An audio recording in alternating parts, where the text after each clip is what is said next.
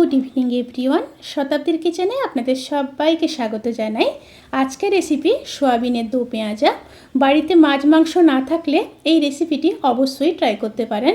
খেতে যেমন সুস্বাদু, বানানো তেমনই সহজ, আর এই একটা রেসিপি দিয়ে সমস্ত ভাত খাওয়া হয়ে যাবে, এই গ্যারেন্টি কিন্তু আমি দিতে পারি। তাহলে চলুন শুরু করা যাক আজকের এই সুস্বাদু রেসিপি। প্রথমে সয়াবিনগুলোকে সেদ্ধ করে নেব। তার জন্য নিয়ে নিয়েছি 200 গ্রাম সয়াবিন।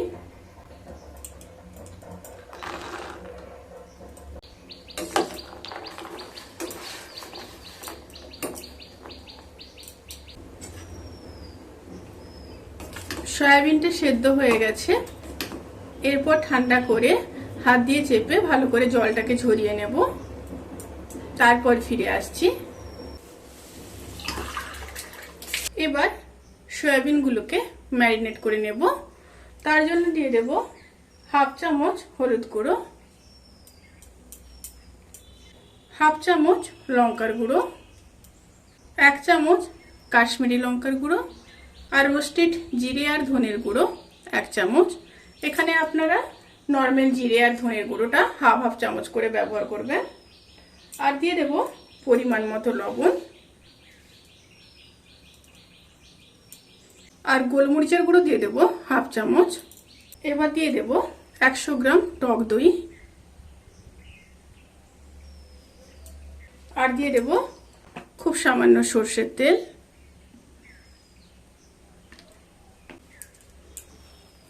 সয়াবিনগুলোকে ম্যারিনেট করে 15 থেকে 20 মিনিট কিন্তু অতি অবশ্যই ম্যারিনেশনে রেখে দিতে হবে।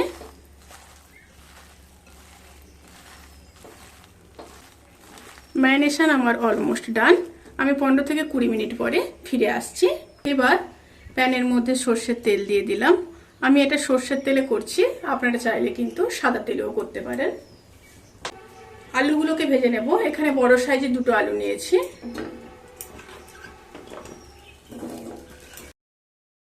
খুব সামান্য লবণ দিয়ে দেব।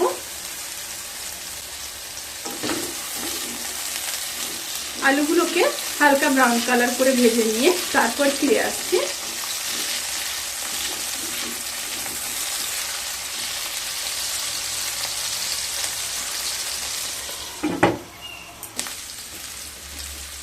আলুগুলো হালকা ব্রাউন কালার করে ভাজা হয়ে গেছে। এরপর আলুগুলোকে তুলে নেব।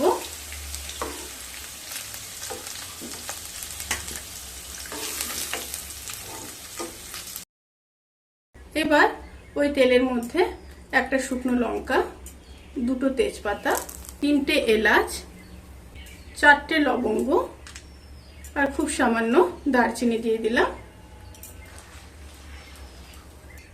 আর দিয়ে দিলাম হাফ চামচ গোটা জিরে। তেল থেকে যখন সুন্দর একটা স্মেল বেরোতে শুরু করবে, সেই সময় কেটে রাখা 2টো বড় সাইজের পেঁয়াজ দিয়ে দেব।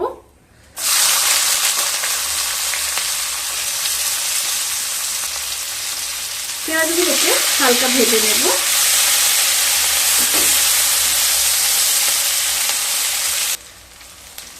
পেঁয়াজগুলো হালকা ভাজা হয়ে গেলে এবার দিয়ে দেব 1 চামচ রসুন বাটা।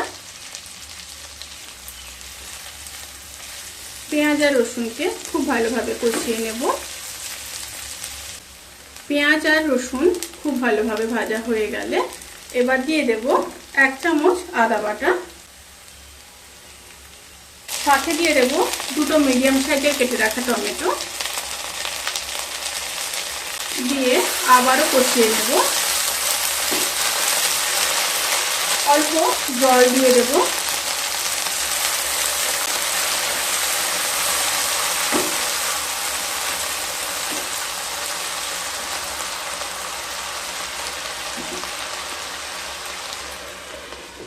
ভালোভাবে কষে আসা পর্যন্ত অপেক্ষা করব।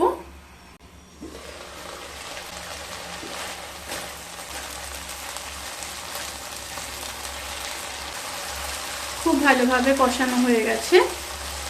এরপর ভেজে রাখা আলুগুলোকে দিয়ে দেব।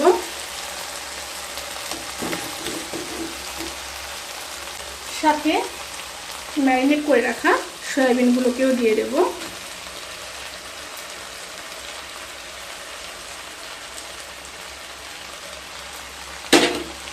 একটু নেড়ে নেব। স্টিমটা এই সময় হাইতে আছে। এবার দিয়ে দেব কিউব করে কেটে রাখা দুটো মিডিয়াম সাইজের পেঁয়াজ, একটা ক্যাপসিকাম,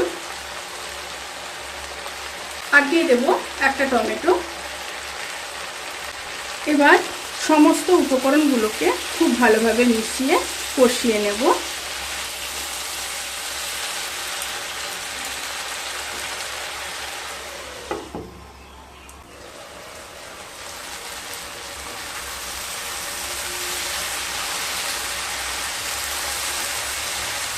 খুব ভালোভাবে কষানো হয়ে গেছে। এরপর জল দিয়ে দেব।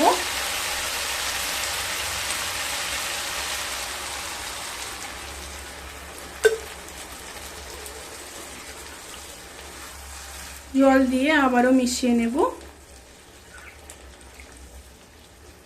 ফুটে আসা পর্যন্ত অপেক্ষা করব।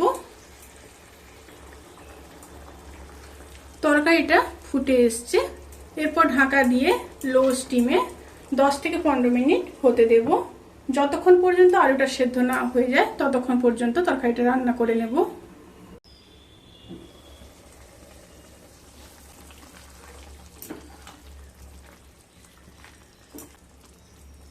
আলু সেদ্ধ হয়ে গেছে, মানে রান্নাটা কিন্তু অলমোস্ট ডান। এবার নামানোর আগে 1 চামচ চিনি দিয়ে দেব। অবশ্যই দিতে হবে টেস্ট ব্যালেন্স করার জন্য। আর দিয়ে দেব 4টা কাঁচা লঙ্কা, 1 চামচ ঘি, কাসুরি মেথি দিয়ে দেব হাতে ক্রাশ করে, আর দিয়ে দেব গরম মশলার গুঁড়ো 1/2 চামচ। এবার ভালোভাবে মিশিয়ে নেব।